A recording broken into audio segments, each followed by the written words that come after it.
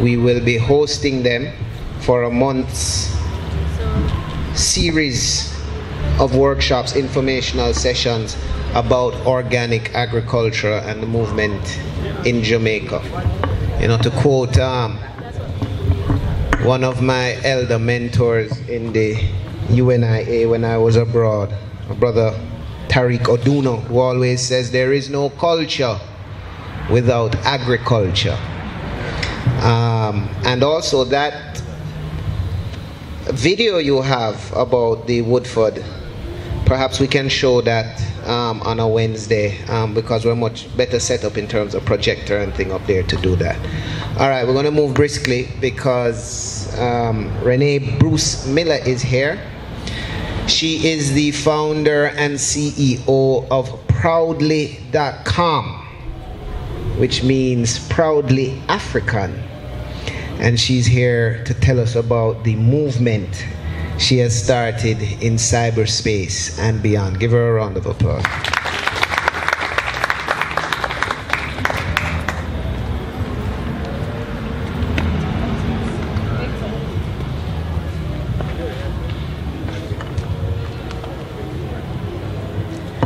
Good evening, everyone. Steve, thanks for inviting me into Marcus's house. I'm going to try to make it brief and try to see if I could cover as many bases as possible because I have the chicken and gungo.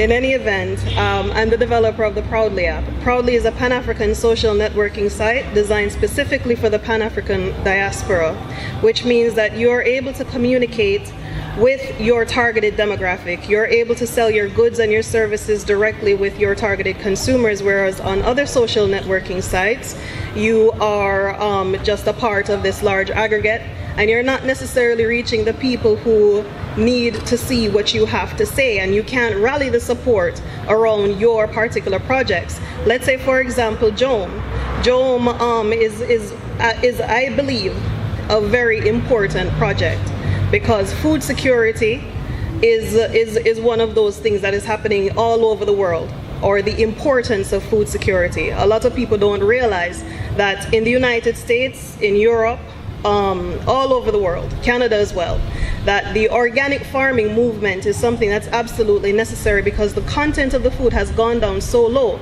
that the nutritional content of a chicken in Jamaica, a 1 pound chicken in Jamaica, has more chicken than the same 1 pound chicken in the United States because it has fillers, it has salines, it has all different types of things to fatten it up to feed more people.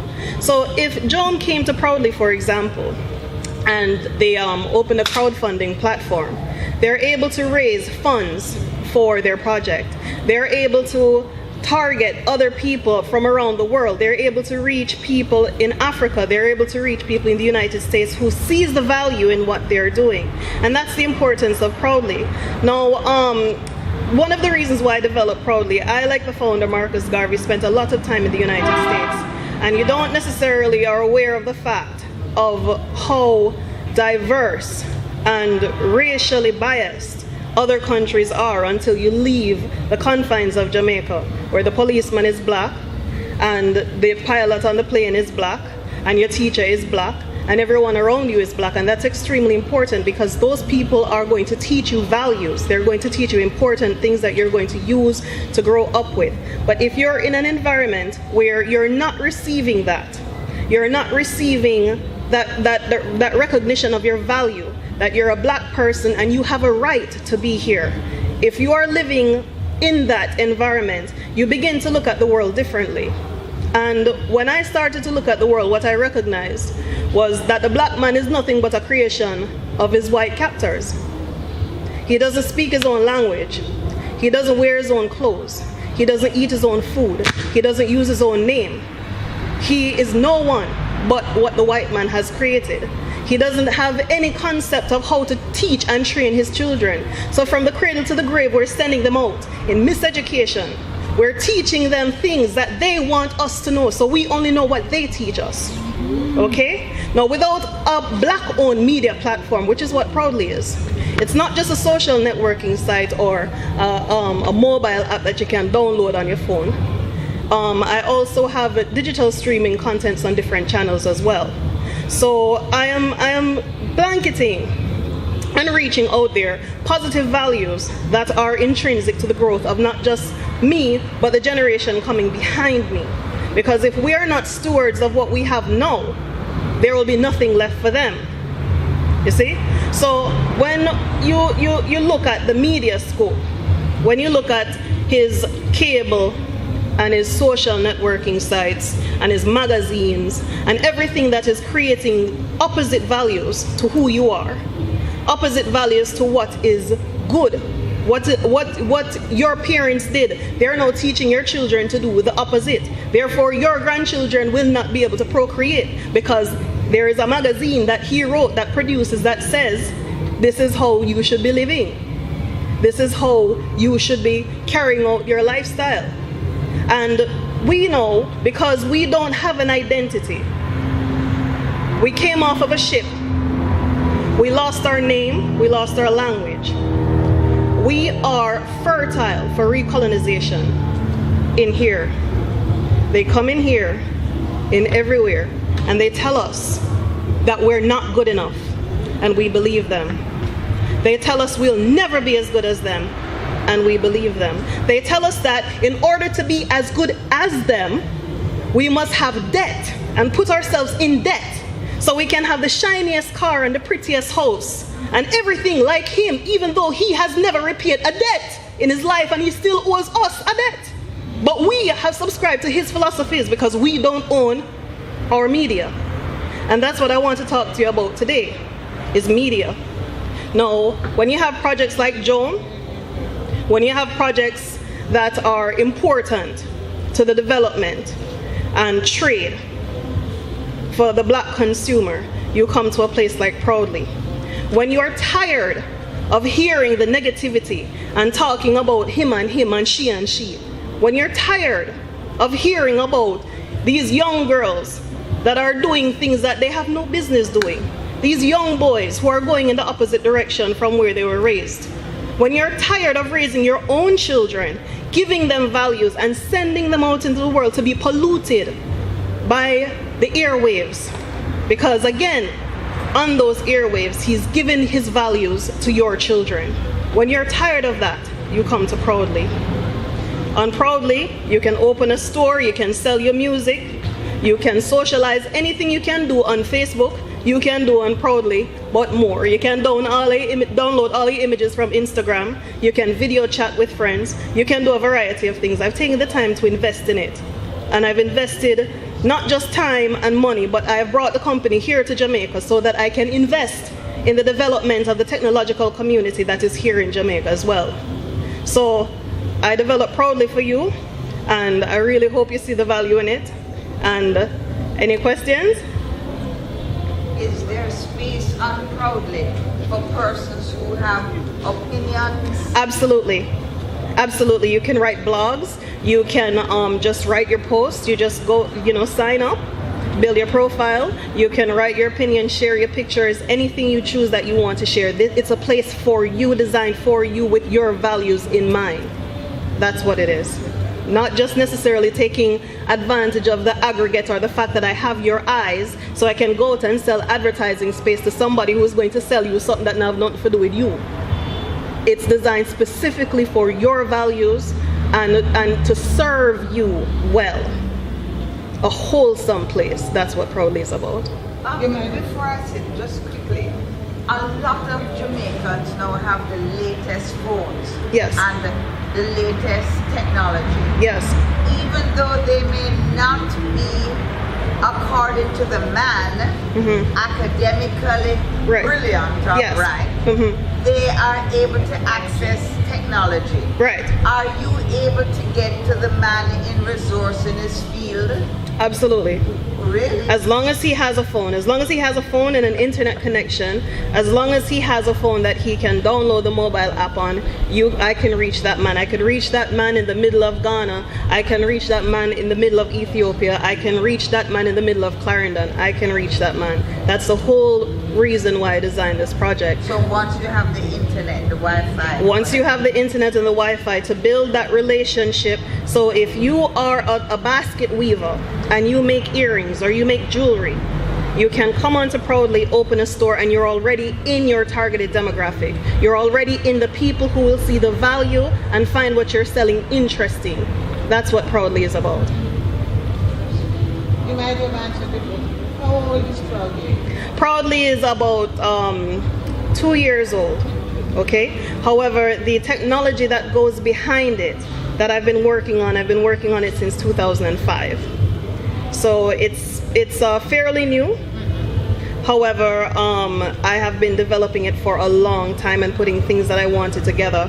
And one of the reasons why it took so long is because I didn't necessarily want to go out to investors and say, look, I have a black Pan-African social networking site, give me your white money so I can go out and get more black people, and then you can turn around and tell me that, look, okay, well, we have to sell more Beyonce and we have to sell more JC and we need more naked people on this thing. That's not what that's about. So it's taken a lot longer, and but I am proud of it because it bears that name. I wanted to have something that I can say I am proud of, that I've given to my people. Yes. Another question. How long has it been known in Jamaica? Well, I was interviewed by Muta Baruka in June, so it was known in Jamaica since June. It has been known internationally as I was building and as I had other techs come on, as I hired other people to come in and look at what I've done. So the word has spread. So I am receiving something like 200 to 300 new users a day. My site is getting hit per day. Yes. It's called Proudli, Proudli. Yes. Proudli. Yeah. No, just one word. www.proudli.com. Proudli with an I. Correct. Yes. So you can add. Well, I chose to add the word African behind it. You can choose if you wanted a T-shirt to add Jamaican behind it, or anything you choose to add behind the name. But the fact is, I'm reclaiming that name because when you Google the word pride or proud and you go to images, you see something else.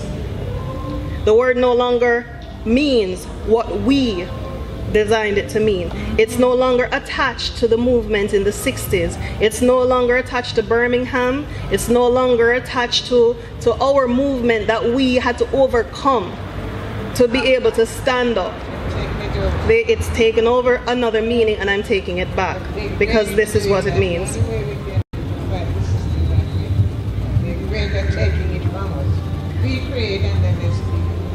Right. Well, the whole idea is, this is the format of stealing.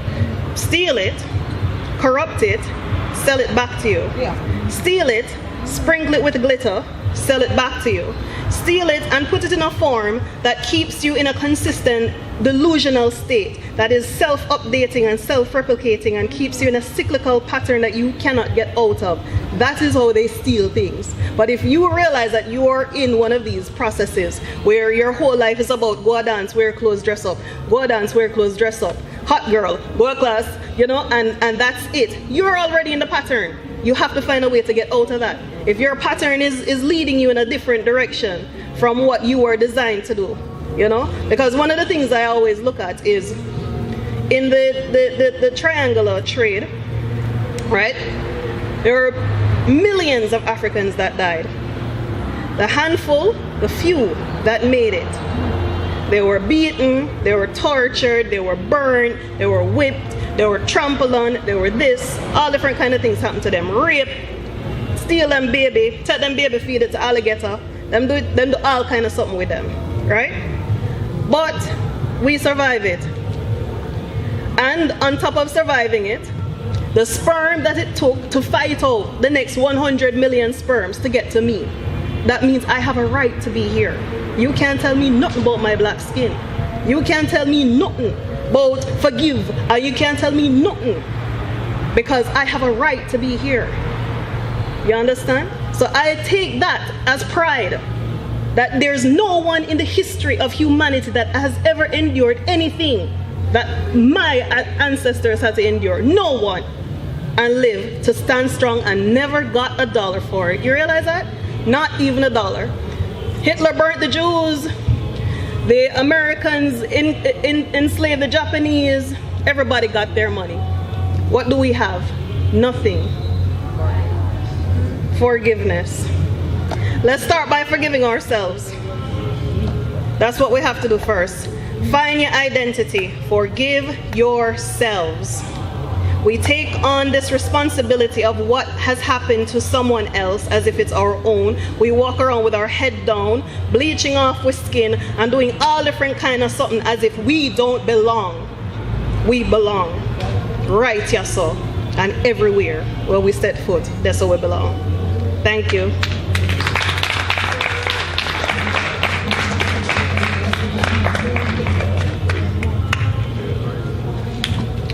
Look it up, www.proudli.com, Proudli.com.